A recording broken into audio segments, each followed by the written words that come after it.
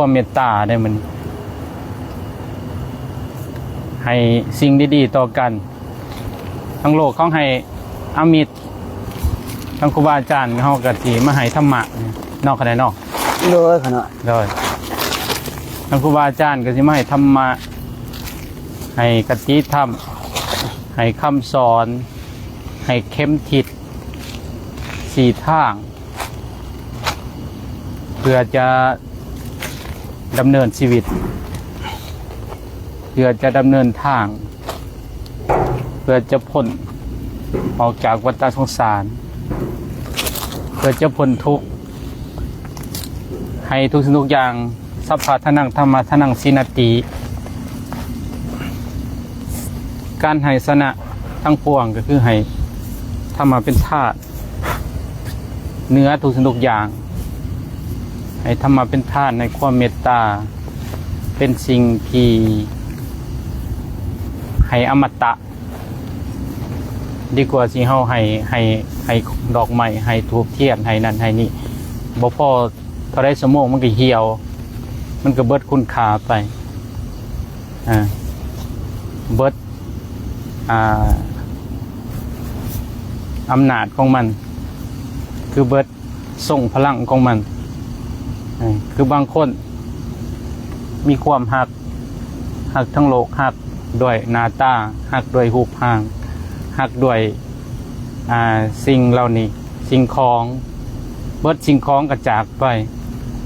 เบิดสิ่งเหล่านั้นกระจากไปเกินว่าเฮาบ่ได้หักด้วยจิตด้วยใจบ่คือพระพุทธเจ้าหักด้วยความเมตตาหักด้วยความกรุณาหักด้วยความมุทิตาหักด้วยความอุเบกขาฉะนั้นครูบาอาจารย์ย่าเพิ่นนะหักศรัทธาญาติโยมคืออันนั้นเมตตาศรัทธาญาติโยมคือให้ญาติโยมได้ฟังธรรมให้ญาติโยมได้เข้าใจในการฟังธรรมฟังในสิ่งที่บ่เคยได้ฟังแล้วจะเข้าใจตื่นฟังแล้วจะทำความเห็นให้ถูกต้องเป็นสัมมาทิฏฐิคือสัมมาทิฏฐิเห็นทุกอย่างเห็นการเกิดการดับการเกิดการตั้งอยู่การดับการเปลี่ยนแปลงของสภาวะธรรมชาติการเปลี่ยนแปลงของสิ่งดังกล่าวนี่แหละเกินว่าเห็นเป็นจริงเห็นเป็นอนันตาเห็นเป็นไตรลักษณ์นอกในนอกแม่นบ่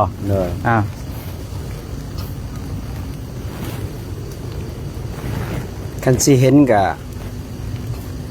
ถ้านั่งอยู่ซื่อนั่งนอนก็บ่เห็นได้ก่อนหน่อยโดยถ้าบ่ประพฤติบ่ปฏิบัติบ่ลงมือจริงทำจริงบ่มีความเพียรบ่มีความขยันมันก็บ่เห็นเด้โดยเห็นอยู่เด้อเห็นเพลินโดยแต่ก็มันขี้เมียงอ่ะเปรียบเสมือนผ้าพันบ่เข้าอ่ะเนาะโดยความเพียรเป็นสิ่งสำคัญเนาะกันเนาะเพราะว่าพระพุทธเจ้าเพิ่นว่าอาตาปิสัมปัสสโนสติมาโลเกโทมนัสสังมีความเพียรเครื่องเผากิเลสเนาะโดยถอนความพอใจและความบ่พอใจในโลกออกเสียได้เนาะถ้าผู้ใดถอนได้ผู้นั้นจะบ่มีความทุกข์ก่อนโดยโอ้ตัวนี้แหละคักหลายพยายามถอนอยู่แต่ว่าย่างมาตลอดทั้งวันมื้อนี้ถอนความบ่พอใจแล้วก็ถอนความพอใจเห็นความรู้สึกโอ้ยหอดเวลาพักก็บ่ได้พัก เมื่อพักอยู่หอดเวลาไปก็ต้องไปเมื่อมันเจ็บอยู่เมื่อเวทนามันลุ่มเล่าเจ็บทนเจ็บโตเจ็บนั่นเจ็บนี่หิวก็หายทุกอย่างเบิ่งการเกิดการดับของสิ่งธรรมชาติเบิ่งความเปลี่ยนแปลงของมันมันสิตั้งอยู่ดนบันไดมันสิเกิดขึ้นดนบันไดเบิ่งมันสังเกตมันฮู้ว่าซื่อทุกอย่างมันก็บ่เที่ยงบ่แน่เดี๋ยวเห็นแบบมันก็ดับไปเห็นบ่มันสิทนอยู่ได้จักชั่วโมงแม่นบ่นี่แหละจังว่าแต่ว่ามีความเพียรนี่แหละความทุกข์นี่อันประเสริฐสูงสุดเด้ถ้าผู้ใดมักทุกข์ถ้าผู้ใดมักลำบากความทุกข์ความลำบากนี่มันเป็นยาวิเศษเลยแหละสำหรับนักปฏิบัติเฮาถ้าว่า ความสบายความสุข มันเป็นกิเลสอะเนาะ แม่นแน่ครับเนาะ มันเป็นกิเลสแล้วทีนี้มันติดสบายติดสุขเห็นบ่คำว่าติดดี แม่น ติดดีหยังติดสบาย ติดสุขพอเจอความทุกข์มันบ่เอากิเลส มันหยังมันบ่อยากลำบาก เนาะ เป็นหยังปีนี้นี่เขาหน่อยย่างจาริกทุดงค์นี่รอบที่3แล้วเขาหน่อย อ๋อย่าง ย่างจาริกทุดงค์ บ่ ขึ้นภูก็ค่อยไปส้นเผา เลย ปีนี้เฮาสิย่างไปพักอยู่ถ้ำที่เขาหน่อยเคยอยู่บำเพ็ญเพียรภาวนาตลอดเวลา เลย เป็นนั่นพอสมควรเนาะ เลย เป็น6 เดือน เลย แล้วก็พักอยู่หันจักบำเพ็ญเพียรภาวนาบูชาอยู่หันจักหน้อยหนึงแล้วก็สิขึ้นต่อผู้ก็รักเนาะ เลย มงที เลย มงทีเขาหน่อยก็เคย สาธุ เคยจาริกทุดงค์ไปเรื่อย เลย ๆจนฮอดผู้ก็รักนี่หลวงพ่อบางได้เขาหน่อยเนาะ แม่นแน่ครับเนาะ เขตหลวงพระบาง เขตหลวงพ่อบางเพราะว่าช่วงนั้นเขาหน่อยไปผู้เดียวช่วงพรรษา1 2พรรษาเขาหน่ อ๋ อ อย นับแสดงว่าเริ่มย่างทุดงค์มานี่ตั้งแต่ภาษา1 2ภาษาพุ่นเนาะ แม่นภาษาแรกก็ย่าง ไปผู้เดียวแล้วแต่ว่า ไปผู้เดียว มีลูกศิษย์ลูกหาไปนำ บ่มี เนาะ บ่มีผู้ใด เอาฉะนั้นเราสถานการณ์แบบเวลาไปผู้เดียวไปเจอสถานที่ต่างๆหรือเจอคนเจอสิ่งลึกลับสิ่งนั้นสิ่งนี้เอาเว้ามาเบิ่งกันหน่อยแบบตัวอย่างแบบ เอาที่เป็นประโยชน์เนาะ โดยบางที่แบบคนมักฟังกันนะ แต่ว่าคนบ่มักฟังเขาก็ว่าก็เรื่องเพิ่นว่าพิจารณาในการฟัง นี่ แม่นบ่ โดยขนาด ได้ นักปฏิบัติเฮานี่กันว่าเว้าความจริงเด้อ โดย ถ้าว่าเฮาเริ่มปฏิบัติครั้งแรกนี่นะ โดย เขาน้อยก็เริ่มย่างจากเมืองโขงว่าหน่อย โอ้ยังจะ ย่าง ไทย ไปเมือง เนาะ โขงโดยขึ้น โดย ภูเขาควายแต่ว่ามันเป็นยาวิเศษอันหนึงเฮาพรรษาเดียวนี่นะเฮาบ่กล้าผลักวัดย้อนหยังย้อนว่าอาย อ้าย พ่อแม่ครูบาอาจารย์เนี่ยเป็นไงว่าเจ้าคือภาษาเดียวคืออย่างแรกสินะ อ๋อ มันก็เลยอายแล้วตอนนี้มันบกล้า โดย บกล้าที่จะต่อสู้ให้คำตามมันนะ โดย แล้วก็ไป โดย เจอคำจึงสิแล้วขนอนเจอหวยกันนอนตามหวยจึงสิแล้ว อ๋อ เจอเซ่กันนอนตามเซ่ อ๋อ เจอพี่ภาษากันนอนตามพี่ภาษา โดยอ๋อก็ได้บ่อยากพักนำพ่อแม่ครูบาอาจารย์ยันครูบา อาย อาจารย์เพิ่นเว้าให้เนาะ แมนภาษาเดียวคือไปแรกสินะ บ่อยู่ในโอวาท โดย บ่อยู่ในนิสัย โดย บ่ง่ายซะ โดย กันตามธรรมดาตามธรรมวินัยเพิ่นก็ว่าให้หาพรรษาเนาะ โดย อยู่ตรงผลวิสัยโดย แต่ว่า แต่ว่ามั มันจิตดวงหนึ่งมันโผล่ขึ้นมา ครับ มันบอกว่าถ้าเกิดว่าเฮาอยู่หาพรรษานี่เฮาสิละกิเลสได้บ่มันถามมานะเพราะว่ามันหนาแล้ว โดย แล้วที่นี่เขาหน่อยกับจำเป็นตัดสินใจออกจากพ่อแม่ครูบาอาจารย์ ได้คอวัดจากอาจารย์สมหวังไป โอ้สาธุ โดยได้คอวัดแล้วขอพุทธได้ปฏิบัติ ครับ บิณฑบาตชั้นก็หน่อย โดย ไปบางทีก็นี่แหละเข้าไปกับนิวรณ์เนาะ โดย นิวรณ์มันเข่าอะนะภาษาเดียว2ภาษายังละ โอ้ นิวรณ์บ่ได้เด้ แน่นอนแล้วครับ น้องทุกขนาดได้ก็หน่อย ใช่ น้ำตาไหลนอนในพี่ภาษานะว่าเป็นยังเด้มายังเด้คือบ่อยู่วัดอยู่ว่านะ อ๋อโดย ความสุขสบายไม่ออกญาติโยมผู้อื่นเขายังอยู่ได้อะนะ โดยแบบ เฮามาเฮ็ดหยังเลยสินะเขาหน่อย การคำภาคข้าแบก โดย การกินการอยากสบายเนาะ มันสบาย สบายโดย แล้วทีนี้เราก็ย่างไปเรื่อยๆแล้วแต่ไต่จนฮอดนี่แถวเขตนี่แหล้วนี่ขึ้นเขตฮอดทอขอกทาแขกขึ้นไปฮอดไปเรื่อยๆอะ โดย แต่ว่าเจอได้ก็หน่อย เจอบางครั้งก็เจอเสียงลิมิตเข่าจังสั่นจังสี่มีหลายต่างๆนานา โดย บางครั้งเจอเสียงหยางมาบางครั้งเจอบีบคอก็มีได้กันหน่อย โอ้เป็นสถานการณ์อยู่บนใดตัวนี้อยู่จุดใด อยู่จุดอัน โดย ทางขึ้นภูกระควายกันหน่อย โดย มันเป็นเซ่ไม่นำเงิม โดย เขาเลยยางทุดงตามเซ่ไม่นำเงิมมันเด็กกันหน่อย โดยยางตามเหลี่ยมตามแคมนำมาเลยเนาะ โดยตามแข้งหนามมาเลย โดย เลาะไป มันขึ้นแม่แบบโตใหญ่ๆสูงๆเลย โอ้ เห็นตาลูกโหลเลย ว้าว มือมันคว้างใส่เลย คนเราก็ตัก ตอนนั้นหันอยู่องค์เดียวบ่ องค์เดียวกัน องค์เดียวเลยเนาะ โดย คัก อยู่ โดย แคมป์เซ่แหละ ว้าว มันเซ่นำเงินอ่ะ โอ้ ปักกดอยู่สิแหล้ว มันตั้งอธิษฐาน บ่ จิตหนึ่งมันอยากจะไป บ่ อีกจิตหนึ่งมันตอบว่าคันจะไปจะพิสัจจะจะบ่แม่นพระมันวะ แบบว่าเฮาตั้งสัจจะคือตุดงสัจจะตุดงคือเฮาบ่แจ้งไม้นี้เนาะเนาะ โดย อ๋อโดย จน เออ จนมันบอกว่าถ้าว่ากราบได้แต่เว้นโบขึ้นบ่ได้บิณฑบาต โดย จะไปก่อนพ้นก่อนเห็นลุงผู้ชาว่า โดย พ้นตกก็ให้อยู่เด้ พญาติพี่ให้เขาพี่ภาษา ได้ ลุงผู้ชาว่า เออ ถ้าตั้งสัจจะอยู่ไสต้องอยู่หัน อยู่หันจน พ้น แจ้ ต ง กจะอยู่จนแจ้ง โดย รักษาสัจจะไว้ โอ้คักหลายตัว อืม ไปบัดนี้จังได้บัดนี้ ตอนเช้ามากอะบ่กล้าบอกอันนั้นพระอาจารย์เพิ่นดอกพระอาจารย์เจ้าของวัดอะนะ อ๋อ เพราะว่าเจ้าของมันขึ้นไปตามแคมป์เซียมันจะเป็นวัดอยู่เทิงๆอะนะ อ๋อ บอกกล้าบอกแล้วก็มีแต่ว่านมัสการพระอาจารย์พลเขาหน่อยสิออกจากลิกตัวลงต่อนิมนต์เขาหน่อยเพิ่นก็วาจังซี่นะ โดยตอนมันมาหันมันมาตอนจังไดมันเฮ็ดจังไดฮะ มันย่างมาทางแคมป์เซียนั่นแหละเขาหน่อย ได้ เสียงได้ยินเสียงตุบ ว่า ตุบตุบ อ๋อ ตุบนะใส่บีบข้อมือยาวๆเขาหน่อย อืม โอ้จุใส่พี่เปรตเขาหน่อย นี่ท่ารับบ่ได้ว่าเอา บ่รับก่อน ท่ารับตาบ่ได้ว่า ทารับตาแต่ดึงลมเขาหน่อย ดึงลบ ดึงลมตลอด อ๋อ เขาหน่อยบ่ปาลม บ่ แต่มันก็ยังได้เขาหน่อยเพราะว่ายังโซนนั้นนิวรณ์มันเขาหลาย โอ้ ยังละนิมนต์บ่ได้ ได้ นี่อยู่แถวเขตนี่เขาหน่อย เขตนี้ยังนัก บ่ เขาหน่อยปักกดอีกสี่เขาหน่อยนี่ว่าตามสื่อได้นี่ได้ อ่า เจอเสียงนี่โคยควรนี่โอ้ยมันแบบครึ่งลิมิตครึ่งยางมันตบ อืม ผากุฏิใส่นะ อ๋อ อันนี้วัดห้างเขาหน่อย ไปสถานการณ์หนึ่งที่ตัวนี้ สถานการณ์หนึ่งวัดห้างอันนี้ ไปวันห้าง วัดห้างวัดบ่มีผัก เขาหน่อยก็พิจารณาเบิ่งแม่นไผดีสงสัยบ่แม่นเจ้าอาวาสก็แม่นสารวัตรอ๋อ เพราะว่ามันเป็นเสียงแบบทนทุกข์ทรมานเขาหน่อย อ๋อแบบในสถานการณ์วัดห่างแบบเผาวัด แม่น เผาทรัพย์เนาะ เผาทรัพย์ หึงหวงทรัพย์ หึงหวงทรัพย์ อ๋อก็ได้ อืม ก็ได้ตายก็ได้อยู่ในหัน โดย อ๋อ เขาหน่อยก็6 โมงแล้วเขาหน่อยเก็บโคตรเก็บหยังเขาหน่อยก็ออกบิจาริกทุรงต่อไป อ๋อ ตัวนี้นักปฏิบัติเฮานี่นะคันบ่เด็ดเดี่ยวนะบ่ใจกล้านะ โดย จะละนิวรณ์บ่ได้เด้อเขาหน่อย โดย นิวรณ์นี่มันเอาชนะเฮา มันขอโอกาสเขาหน่อยสถานการณ์ที่มันมาจังซี่พวกเปรตนี่ มันคือเอาตอนเฮานอนเนาะตอนเฮานอนนี่มันเอาแล้วเนาะ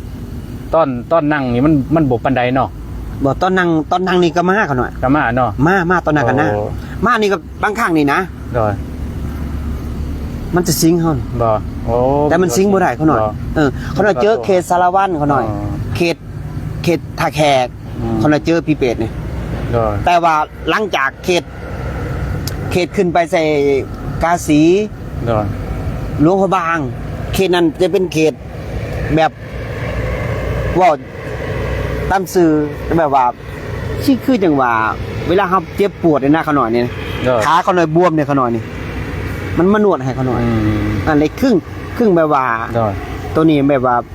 มันเป็นลิมิตเขาหน่อย อ๋อ แต่ว่าตื่นตอนเช้ามานั้ มัน นหายบ่ อ๋อ มันเศร้านะเขาหน่อย ความปวดมันหายไปเนาะ โดยความบวมมันหายไปเลยบินทบาทได้อะนะ แต่ในนี้แต่ในนี้มีคนมาหนวดให้ โดย อ๋อ ตัวใหญ่ๆด อ๋อ ำๆแต่นี่ไม่ต้องเสือเด้อนี่ลิมิต นี่ แต่ว่า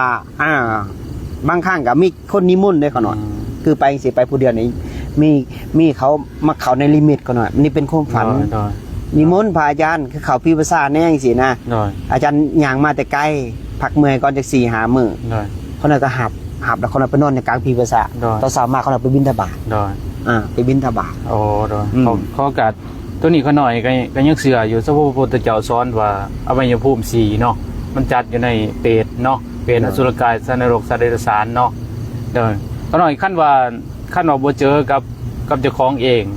แล้วก็บ่เจอกับหมู่คณะนี่ก็สิบ่อยากเสือเด้ เลย ก็สิว่าบ่อยากเสือบ่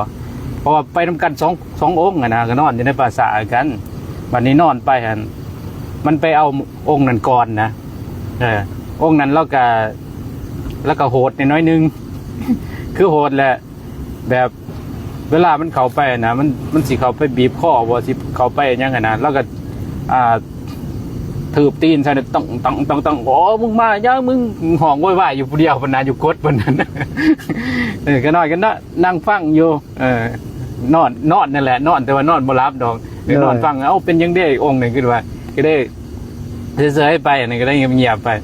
วันนี้ว่าพ่อหาหน้าที่มันออกจากองค์นั้นก็มาหาเขาน้อยวันนี้มาหาเขาน้อยมามันก็สิบีบคอมันสิมันสิเนี่ยนะเขาก็ลุกขึ้นพุดโหลดลุกขึ้นพุดโหลดวันนี้มันก็เผาอยู่นะเผาอยู่เวลาเขาน้อยนอนนั่นมันก็เอาอีกมันก็เฮ็ดอีกแล้วก็ไปหาองค์นั้นอีกเกี่ยวไปงูมาอยู่ผู้ที่โซกันพากันอันนั้นออกมาอันนั้นก็ยับกับมานั่งน้ำกันมันกวนมันคืนได้หมดพากันบนนอนวันนี้ก็เลยเอาบาทมาเลยก็เอาบาทมาแล้วก็นอนข้าวบาทเลยนะแบบว่าบ่หลังแต้เผื่อนั่นนะพากันนี่ซิกเลยในมือนั่นโอ้โหดขนาดแต่ว่าตัวนี้บาทนี่สำคัญได้ขนาดสำคัญไหนเป็นมูได้ก็จะว่าขั้นบ่เจอกับเจ้าของเองกับบ่เสือดอกแล้วก็สถานการณ์ที่2ที่ว่ามันอยู่ในเสียงอยู่ในต้นไม้แบบมันเขาชาวบ้านเขามันจัดการชาวบ้านเนี่ยนะมันอารวาสชาวบ้านเนี่ยนะตัวนี้กันบ่เจอสถานการณ์อย่างว่าโอ้มาพวกที่ว่าอบายภูมิ4มันมีแท้นะอันนี้นี่อยู่สารวัตรในขน่อยอยู่เฮือนไม่ออกหน้าไม่ออกค่ำเจ้าของโรงก่อนอยู่สารวัตรมันมาสิงเขาหน่อยแต่11 โมงจนถึงตี 4เขาหน่อยโดยและตอนเช้ามาอันเขามาใส่บาตรเขาหน่อยแล้วเขาสิงไม่ออกฮั่นคือมันสิงดนแท้มันบ่สิงแต่ว่ามันจะเข่าน้อยแต่ก็มันเข่าบ่ได้จนถึงตี 4มันจะย่อมแล้วมันไปแล้วทีนี้ไม่ออกมาใส่บาตรแล้วทีนี้มันไปเขาไม่ออกฮั่นมันบอกจะเป็นไผคอยบ่เคยเห็นจักเทื่อเขาอยู่นานมาเกือบพันปีแล้วล่ะว่าจริงนะมันออกปากอ่ะนะออกมันไม่ออกนะไม่ออกก็เลยว่าคนหน่อยก็เลยว่าจะนั่งลงก่อนผู้คนมาหลายจะฟังธรรมะจบแล้วหลายคนบ่เนี่ยโอ้ยมาเป็น10ก็มาใส่บาตรเขาหน่อยนะเขานอนอยู่ต้นให้ปากกระใหญ่นะเขาหน่อยแล้วก็สิแม่นมันอยู่ในหันเนาะโดยแล้วก็เพิ่นก็นั่งลงก็ฟังธรรมะแล้วเพิ่นก็ไปไม่ออกค่ำที่เฮ็ดเจ้าของโรงมาก่อนอยู่หน้าปงเพิ่นก็ยังอยู่นะกูมื้อเนี่ยเพิ่นยังถวายเงินเขาหน่อยเลยไปมาคาซูกะเพิ่นถวายคาน้ำหมอกน้ำมันตลอดเพิ่นเสือเลยเด้หน้าเพิ่นเด้แต่ขึ้นใส่โต๊ะนี่แห้งร้ายเขาหน่อยยืนจึกๆเลยแต่มันขับเป็นลิมิตก็หน่อยแต่ว่าพอเจอหนักที่สุดนี่เห็นบ่นี่ถามสามเณรอดีก็ได้ไปนอนอยู่มงอันยังขอเขาหน่อยเอิ้นว่าปาเมซักเขาโดยปาเมซักอันนั้นเอิ้นว่าสวนปูตาโดยเขามาให้เขาหน่อยนอนแล้วเขาหน่อยไปบอกใส่หน้าบ้านไปบอกใส่อันนั้นแล้วคนแล้วก็ว่าเอ้าอันนั้นคนนี่กินเขาสันเขาเนาะเขาหน่อยวางสินะแต่ผีเด้ผีเปรตมันกินหยังกินส่วนบุญเขาหน่อยว่าเจ้ามีบ่ส่วนบุญให้มันเขาหน่อยบ่มีว่าซั่นบ่มีเพิ่นไล่เขาหน่อยลงเขาหน่อยก็ไปลงจะนอนอยู่ห้วยบัดนี้นอนอยู่ห้วยแล้วบัดมือที่2เพิ่นไปไล่เขาหน่อยอีกเขาหน่อยก็เทศทำมาเพิ่นฟังว่าเล่าเรื่องผีนี่ผีเปรตนี่มันตามกว่าคนเจ้าถือยังคือเจ้าบ่ถือพระพุทธพระธรรมพระสงฆ์เป็นสรณะอันเป็นเพิงอันสูงสุดก็สิไปสู่สุคติอาจจะถือพระพุทธพระธรรมพระสงฆ์มันก็บ่เชื่อเนาะบ่เชื่อแล้วทีนี้เขาก็ถามว่าอ้าวคนเจ้าใส่มีแขวยำเข่าแต่ผีมีบ่แขวบ่มีเมื่อบ่มีแล้วยำแขวได้บ่เจ้าจำยำบ่ได้มั้งยำอะไรเฮ็ดจะได้มั้ยมันกินส่วนบุญโดยกินส่วนบุญเจ้ามีบ่เขาน้อยบ่มีนี่ได้ค่อยมีค่อยนั่งสมาธิค่อยแผ่เมตตาพี่เป็ดได้หับสุดในธนาอะไรครับเขาได้ไปเกิดเจ้าอยู่สุขสบายกันหน่อยวะเพิ่นจังให้เขาหน่อยนอนได้ต้องตุ้สุดได้เทียงกับเขาได้จนเผาได้งานย่อมเด้อแบบนี่ให้ปัญญาล้วนๆเด้อนี่เด้อเพราะว่าของหยาบคือเป็นวัตถุนี่มันเป็นของหยาบเขาต้องใส่แก้วย่ำเนาะต้องใส่แก้วบดต้องใส่แก้วละเอียดมันเป็นของหยาบมันเป็นวัตถุมันพวกใกล้ทิพย์หรือพวกใกล้ละเอียดเขากินบ่ได้กินส่วนบุญเขากินบ่ได้มันต้องแปลเป็นหน้ามาถ้ำก่อนมันต้องแปลเป็นของละเอียดก่อนเป็นบ่ต้องแปลเป็นบุญก่อน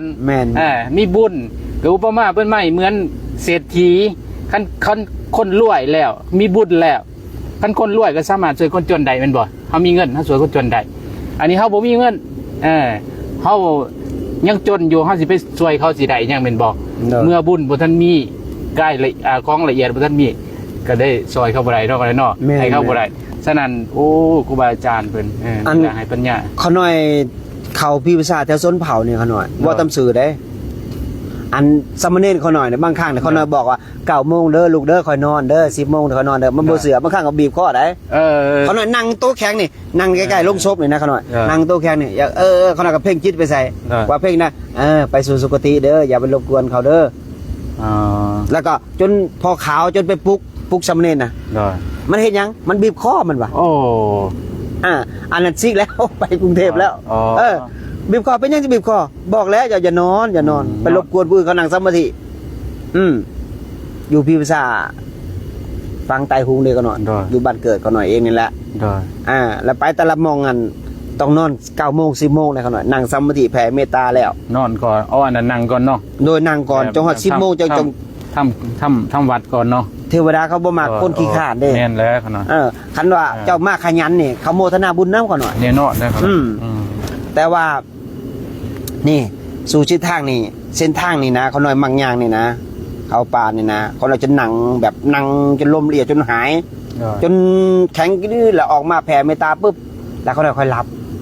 ทุกครั้งตก9 โมง10 โมงแต่บอกว่าบ่นอนเกินหันนอกกับ2 โมงกว่าเขาหน่อยก็ต้องมันตื่นมันเองหน่อยตื่นเนาะมันตื่นมันเองมันรู้สึกตัวมันเองแล้วก็มานั่งสมาธิปุ๊บพุ่นแล้วสว่างแรกก็ค่อยไปต่อเก็บกดไปต่อเกินว่าทำเป็นอุปนิสัยแล้วมันดีดเองเนาะหอดโมงเนาะ2 โมงมันดีดปึ้งกันนี่แหละเกินว่าอุปนิสัยหรือว่าความเพียรเขาน่าจะบอกเรื่องละนิวรณ์เขาหน่อยผักไข่ด้วยอยู่ภูเขาควายเขาหน่อยอันนี้มันเป็นมันเคยเจอบ่ย่าเคยเจอบ่ว่านั่งสมาธิแล้วมีคนหัวขวัญนั่นนะเขาหน่อยเคยได้ยินบ่เขาหน่อยได้ยินตั้งแต่ซับใส่หูแบบกระซิบใส่หูด้วยกระซิบใส่หูด้วยอันนี้กับเขาหน่อยกับมีบ่อยที่สุดกระซิบใส่หูนี่ด้วยแต่ว่าเขาหน่อยนั่งนี่นิวรณ์เขานี่นะเขาหน่อยมันเงานอนเลยอันยุนาธรรมเขาหน่อยนะเขายุนาธรรม6 เดือนเด้มันหัวเสียงเป็นเสียงของอันนั้นไม่ออกผมได้โอ้ยมันยังเด้บุคคลแล้วเขาหน่อยกันคิดว่าชิตอนเงาแบบนี้ให้เขาหัวคันเขาแบบนี้บ่กินไหนนะเลยตั้งอธิษฐานว่าขอตายในสมาธิมอบให้พุทธพระธรรมพระสงฆ์ก็ยังนิวรณ์เขาคือเก่าเขาหน่อยแล้วมันก็หัวคือเก่าบุญนั่นนะหัวแต่ละมือเขาหน่อยก็เลยพิสูจน์เบิ่งว่าอันพระอาจารย์ทองใบเป็นยุลุมเลยเขาหน่อยเขาหน่อยเลยจัวหน่อยมาบวชแก้บะหาองค์เขาหน่อยขึ้นมานั่งนำแล้วเขาสิได้ยินเสียงนำคือเขาหน่อยบ่เขาหน่อยก็นั่งสมาธิแล้วก็ได้แล้วออกสมาธิเขาหน่อยก็บ่ปากถ้าฟังเบิ่งว่าเขาสิได้ยินคือเฮาบ่เขาเถียงกันบ่นี่เขาบ่กล้าอยู่บ่นี่เขาบอกบ่กล้าอยู่กับอาจารย์ดอกเฮาลงมันว่านี่มันได้ยินเสียงมันออกมาจากนี้จากกอไผ่ตัวนี้ว่าซั่นเนาะแสดงว่าหูคนน่ะบ่ฝาแล้วแม่นแล้วแล้วเขาเอาไปคันนี้ยิ่งปักกดเลยขนาดมันเนี่ยเขาเลยตั้งอธิษฐานเลยบอกจนศิลานิวรณ์ไหนจังสิออกจากธรรมนี่เอาตะปูตีเขาหน่อยตะปูตีเทิงๆนะตีแล้วมัดกดในธรรมนะมัดขึ้นเมื่อนั้นมันหยางเมื่อคืนเขาหน่อยออกมาจะทำพึกจิตเขาหน่อยนะทำข้างในเดี๋ยวเขาไปหอดจีเห็นเขาหน่อยดีถ่ายให้เบิ้งจะพาเบิ้งไปเบิ้งทำนั่นแหละออกมาปุ๊บมันหยางเมื่อคืนคนเราก็เมื่อยหยาดมันนะเขาเลยบอกว่าขออภัยว่าบสุภาพมึงสิยางยังกูเดียวดำจ้ะมึงบ่เมื่อยบ่แต่เสียนะมันยุดได้แต่นี่มันยุดยางเขาน่ะญาติเด้นั่งเมื่อยนั่งเลยเด้มันยางไปยางมาป่ะย่างจนตี 3ย่างแต่9 โมงย่างไฟเบิ่งกับบ่ได้ป่ะบ่มีเห็นก่อนย่างไฟมันก็บ่เห็นยันว่ามีไฟฉายก็สิเยื่องใส่บ่เห็นเบิดมิดแล้วยินแต่เสียงเขาหน่อยออกมาจะทำมันแล้วทีนี้มีคนหน่อยไปนั่งอยู่นาธรรมเขาหน่อยไปนั่งอยู่นาฟ้าอยู่ทำพี่ก้องก่อยนั่งอยู่มือแสกกับศอกดึงศอกปลายเขาหน่อยนั่งอยู่ย่านตายเด้ก็ยังตอดอยู่แล้วไปนั่งเชิบเข้ามาอีกมาแข็งน้อยนึงก่อนหน่อยแข็งน้อยนึงมือที่ 3มาเอาอีกไปลอกในทำอีกทำงอกอีกไปอีกบัดนี้อธิษฐานเนี่ยเลือกคืบเดียวก่อนหน่อยก็นั่งใส่ แข็งเป๊กเลยบัดนี้มันย่านตายกิเลส อืม ถ้าว่าตกลงไปเขาหน่อย กระดูกหาบ่เจอ อ๋อแบบในนาพาเลยป่ะ โดย อ๋อ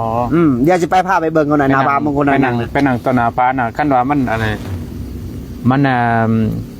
มันงูสับงกลงมันก็สิตกเขียวเลยเนาะ โอ้ยหัวใจมันดูดเลยเขาหน่อย มันนี่ ดูดฟุ๊บหัวใจวาบวาบ มัน เลย ส นะ ติมันก็ตื่นโตมันก็ตั้งมันอยู่ได้เนาะ มันย่านกิเลสมันย่าน เนาะมันย่านตกเนาะ โอ้ย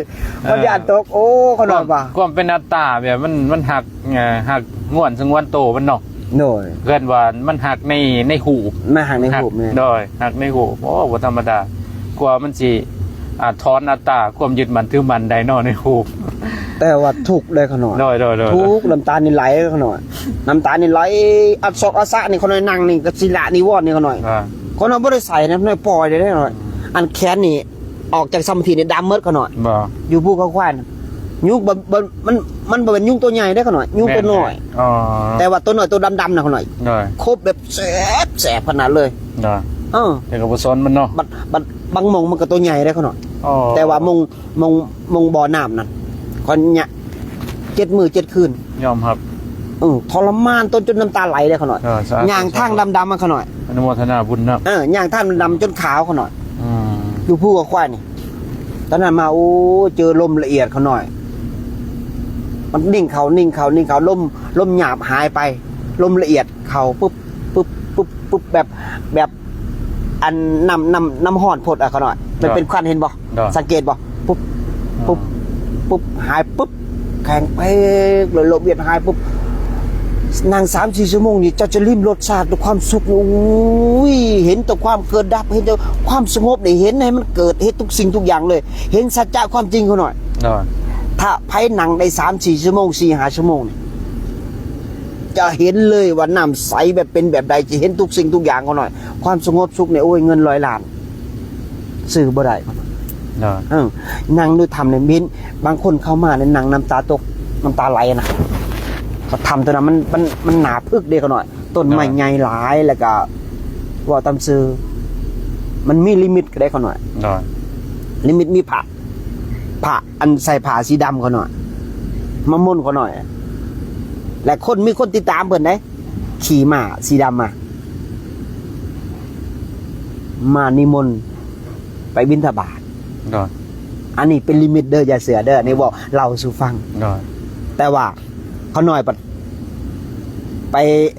ปหาปากเพิ่นว่าเขาหน่อยบ่ซันเขาดอกม่นไปโลดฝนตก โดย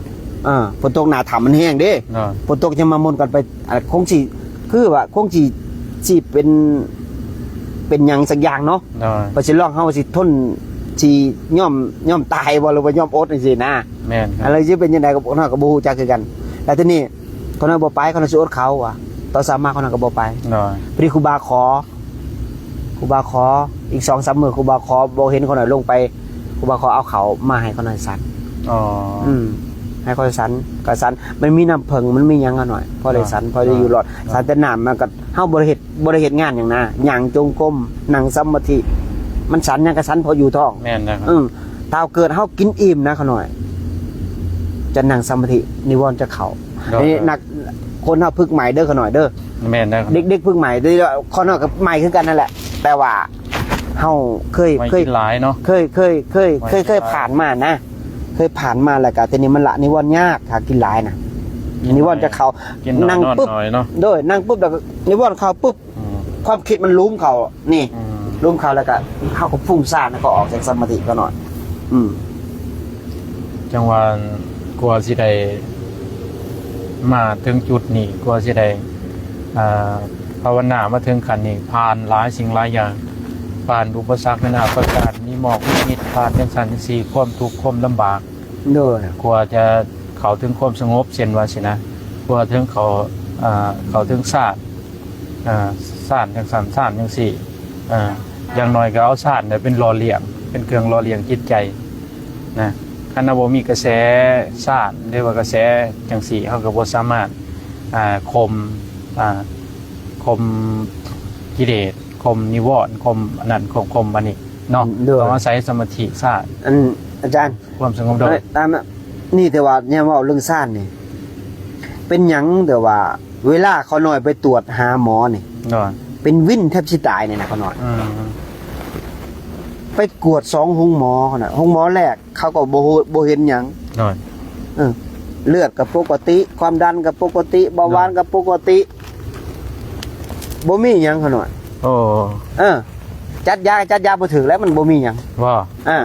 อ้าวมันเป็นยังคือบ่มีหยังนะมันเป็น บ่ฮู้คือกัน ของเป็นวินมันบ่อาหา มั ร น การ วิน วินบ่ วินสุดๆเลย อืม แต่ว่าไปหาหมอนี่เขาหน่อย2ห้องหมอเขาหน่อยห้องหมอ1ก็บ่มีหยังห้องหมอ2ก็บ่มีหยัง โดย แต่ว่าเขาหน่อยเคยไปฟังอาจารย์ มันโดย อาจารย์ยังบอกเคยบอก ว่า ได้ อันพลังของสมาธินี่นะ โดย มันสามารถระงับโรคไข้ไข้เจ็บ โอ้ บ่พอ หาบ่เห็นเนาะ หาบ่เห็น หาบ่เห็นแต่ว่ามันเป็นวินเป็นเว้าน่ะแต่ว่าก็หายไปเนาะแต่ว่าโดนๆมากก็อาการวินมันก็หายแม่นบ่ หายแม่น อ๋อแต่ว่า มัน คนหาเสือพญาติบ่เห็น หาประสาทบ่เห็น แต่ว่ามันกว่ามันสิคนโคสิหายนี่ก็เจ้าต้องทนกัดฝืนเบิ่งลมขนาด อ๋ นั้ อน แสดงว่า โอ้ เอาสมาธิสู่เอาสมาธิเป็น โดย ตัวเลี้ยงเป็นยา แม่น ก็แสดงว่ามันต้องมีโรคแนวหนึ่งพยาธิตัวอย่างว่าคือพยาธิเลือดแบบว่าเลือดเฮากามบ่ไข้ยุ่งบ่หรือว่าจังซั่นจังซี่บ่แต่ว่าก่อนเฮาสิมากวดเฮาก็เอาสารหล่อเลี้ยงเอาสมาธิหล่อเลี้ยงมันบ่เวลาไปกวดเราบ่เห็นประมาณนี้บ่ บ่เห็นหยัง อ๋อโดยโอ้สาธุนี่แหละเกินว่าตามรอยครูบาอาจารย์เนาะ เด้อ ครูบาอาจารย์เป็นไปป่าไปดงเป็นการอาศิละเป็นการอาศัยสมาธินี่แหละเป็นยาดอเรียงโดเดอโอ้บ่ทำบางที่พวกผีพวกหยังหรือว่าเจ้าที่เจ้าหยังเป็นแก่งเป็นหยังเป็นเฮ็ดในอันนั้นนะแต่ว่าเฮาก็เอานี่แหละเอาสมาธิเนี่ยคมเป็นก็สู้บ่ได้ว่าเอาง่ายซะ แม่น ของงาม แต่ว่า เอาบ่ได้ เขาเคยได้ฟังกับพ่อแม่ครูบาอาจารย์กับบางครั้งก็สิเข้าตามที่ว่าเฮาเว้าได้ โดย เดี๋ยวเว้าแล้วทีนี้เฮาไป การไปแถวภาคเหนือเนี่ยเขาหน่อยเขาหน่อยย่างไปฮอดย่างแต่อุตรดิตถ์มาเขาหน่อย โอ้ว่าซั่นบ่ โดย ไปฮอดพุ่นแล้วบ่ ย่างแต่อุตรดิตถ์มา โดยย่างไปโอ้ยเจอหลายอย่างเขาหน่อยแต่ว่าจงมงที่แถวหงสานี่เขาหน่อย บางครั้งกับอดได้เขาหน่อยนะ โอนยังล่ะ อดเขาแล้วบ่มีเขาวสัน บ่มีข้าวสันไม่มี เพราะว่ามีแต่สมเด้ญาติโยมเขาอันขมุเนาะชนเผ่าขมุ โดย เขาบ่เคยใส่บาตรเขาก็ยังใส่ได้หน่อยยังใส่อันนมบ่ใส่อันมักสมเขาหน่อยสุรายมักสมอย่างแถวเหนือเนี่ยก็หน่อย เขาเน้นมักสม โดยเน้นมักสมก็ได้ประคองชีวิตตัวเองก็หน่อยโดยแต่ว่ากฎนี่เอาบ่อยู่ก็หน่อย มัน นี่ ปากเปลี่ยนมันหนาว โอ้ยเปียกเมื่อเขาหน่อยพาสังฆา2สั้นนี่เอาบ่อยู่เขาหน่อย บอกเหรอ โดย โดย พูดแล้วยางจนฮอด9 โมงคนอาจจะยางต่อได้ บ่ เพราะว่ามันหมอกหลายแต่นี่หมอกหลายเลยนี่ตอนบ่ายโมงเฮาต้องตากผ้าซักผ้าตากผ้าเขาหน่อย โดย ตากแห้งแล้วต้องยางต่อแล้วทีนี้มันช่วงที่มันนักตอนเช้าเขาหน่อยมันเปียกเนาะยางนอนอยู่ภูเขามันเปียกแล้วทีนี้มันนักอะไรทั้งยางไปหมอกมันเห็นยันรถเขามาเขาสิส้นเฮานะ โดย ในแถบภาคเหนือ โอ้ ยางมาตลอดเวลานี่คนหน่อยปีได้สิบ่ได้ยาง โดยคักหลายครับ ย่างทุกปีหนึ่งบ่2ก็3รอบก็หน่อย โดย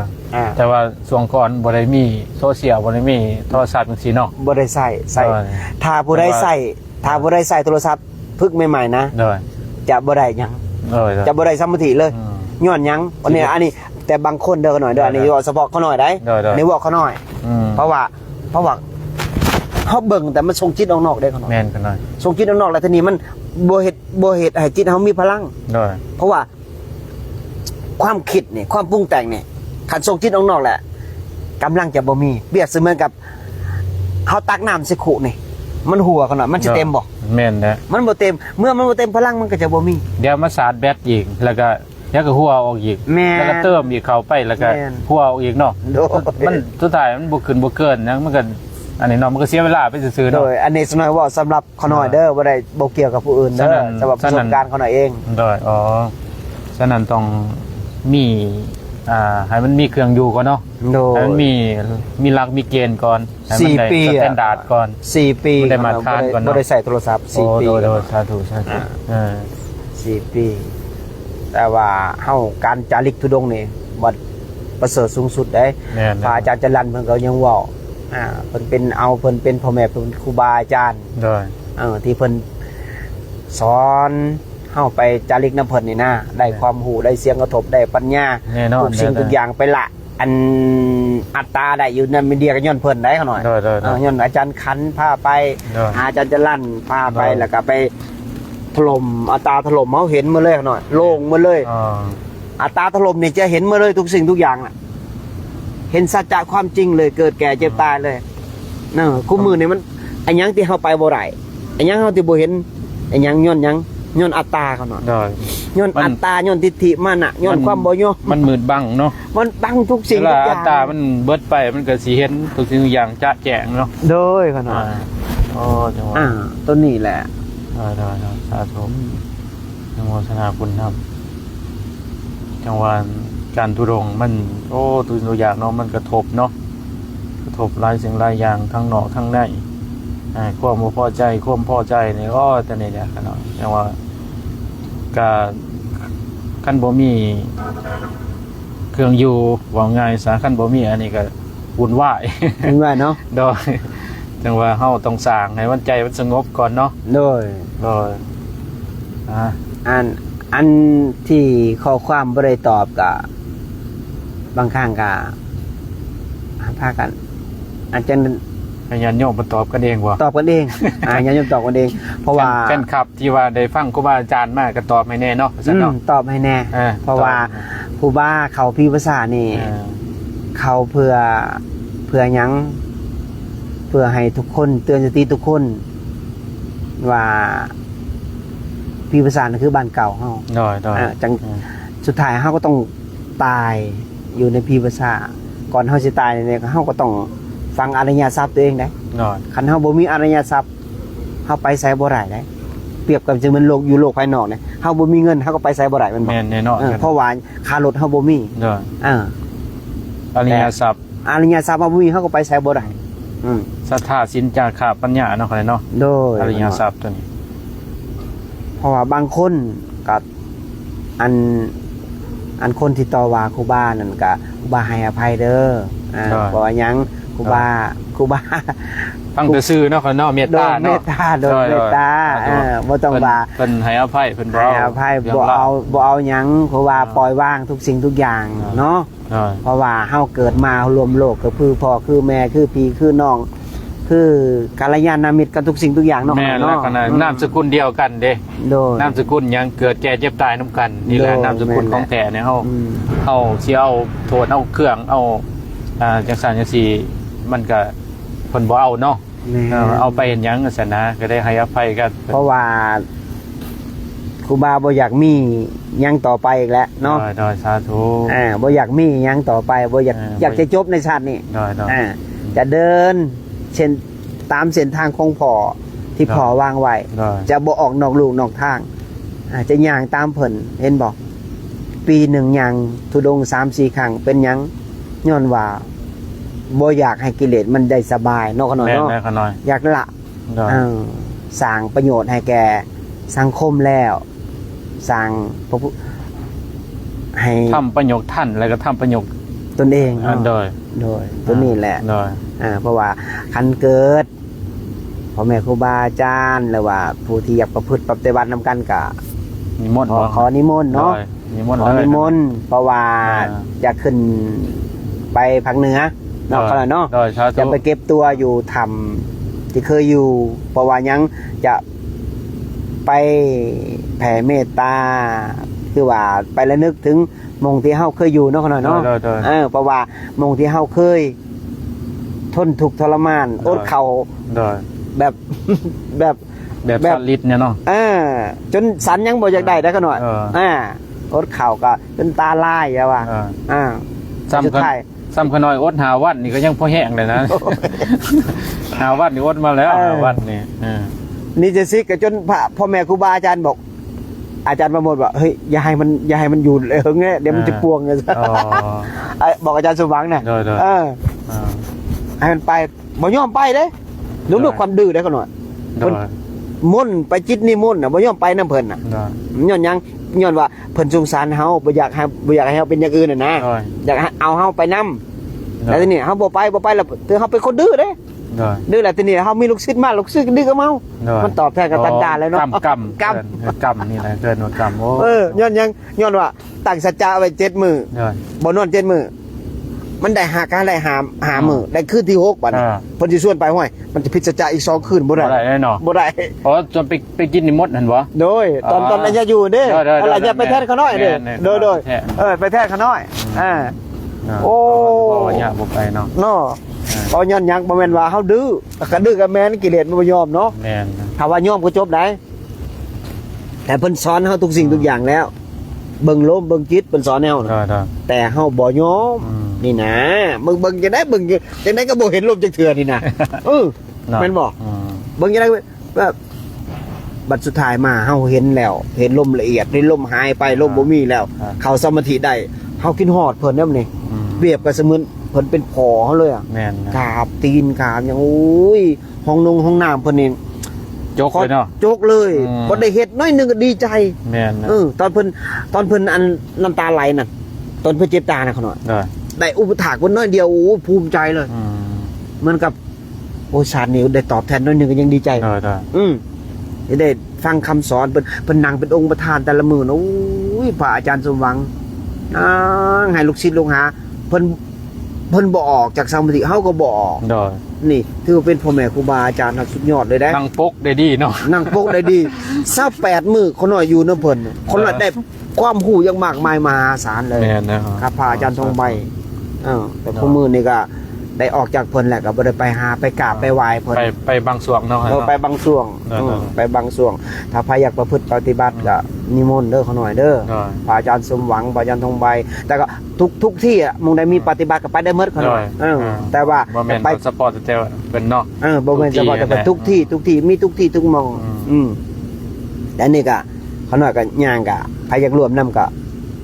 สาธุเนาะ โดยนิมนต์ ไปรวมนิมนต์เนาะเขาหน่อยเนาะสามเณร โดยช่วงวันที่22เลือกตั้งนี่เฮาต้องพักเนาะแจ้งเพิ่นนำเนาะ ผัก พัก แต่ที่20หรือ21เนี่ยประมาณนี้แหละ ต้องพักเพราะว่าทั้งคณะเพิ่นที่เลือกตั้งยังต้องเฮาก็ให้ความเคารพเนาะ แม่นต้องข้อก ฎ กฎของบ้านเมืองกับเปลี่ยนซื้อมันกับวินัยของพระ แม่นได้ขนาด ตาเฮาให้ความเคารพกันมันก็อยู่นํกันได้ แม่น อยู่ความดูความพาสุขก่อนหน่อย ถ้าเกิดเฮาบ่เคารพเฮาก็อยู่นำพวมกันบ่ได้ได้ ช่วงที่คนย่างลงมาส่วนนั้นก็บ่ได้ย่างเขาหน่อยย้อนหยังย้อนว่ามีการวันที่16มันยังก็ที่ว่าวันที่ วันประสุมันยังนี่บ่ โดยเขาหน่อยก็บ่ย่าง อ๋อ แล้วก็มีรถญาติโยมมาส่งฮอดวัดก็ไป แต่นี่แหละกลับมาย่างรอบที่3 โดยมีแต่วันที่2เฮาหาวัดพักหรือว่าสถานป่าพักเนาะ แม่น มันบ่มีการย่างเนาะ บ่มีกันย่าง มีแต่ว่าอยู่ประจำที่เนาะเนาะ โดยวันที่แล้วภารกิจของเพิ่นแล้วเฮาก็จังย่างต่อเนาะเนาะโอ้ยโดยสาธุ ให้พรแก่ญาติโยมเนาะ โดย มื้อนี้ก็ครูบาอาจารย์ลิกมาฮอดเซบังไฟแล้ว โดย เนาะและทีนี้มันรู้สึกว่ามันนี่คือไข้แน่ละมันเวทนาบ่เกิดหลายเพราะว่าเอ็นในสมองนะเขาหน่อย โดย มันเป็นคอร์ดเป็นคอร์ดแล้วทีนี้มันเฮาหยางตลอดเวลา6ปีนี่หยางแบบบทมันอรีร้อนน่ะเห็นบอกพระใส่บาตรพระอาจารย์มันยังบอก มีแข้งด้วย บ่แม่นมันมึนมันมึนอ่า เยอะเยอะ เดี๋ยวสิเปิดฝากันนะ บ่เปิดเอายิงเบิ่งดีเบิ่งมันควบแข็งแกน มันแข็งมันบีบอาจารย์ว่าบดตลอดเลยว่าซั่น ทางกายเพิ่นปวารณาเพิ่นใช้ประโยชน์แก่โลกแก่สังคมเด้ก็ได้ว่าอันอนุโมทนาบุญนำเพิ่นนะบีบจังซั่นน่ะคือเจตนาอันน่ะบีบเด้อๆเอาหาพรให้พรเลยคั่นน่ะเด้อ มนอาจารย์เพชร หาพรให้พรเนาะ เด้อ สัพพพุทธานุภาเวนะสัพพธรรมานุภาเวนะสัพพสังฆานุภาเวนะขอสัพพะมงคลทั้งหลายทั้งปวงจงเกิดมีแก่ท่านทุกเมื่อทุกยามเธอ สาธุเจริญเนาะ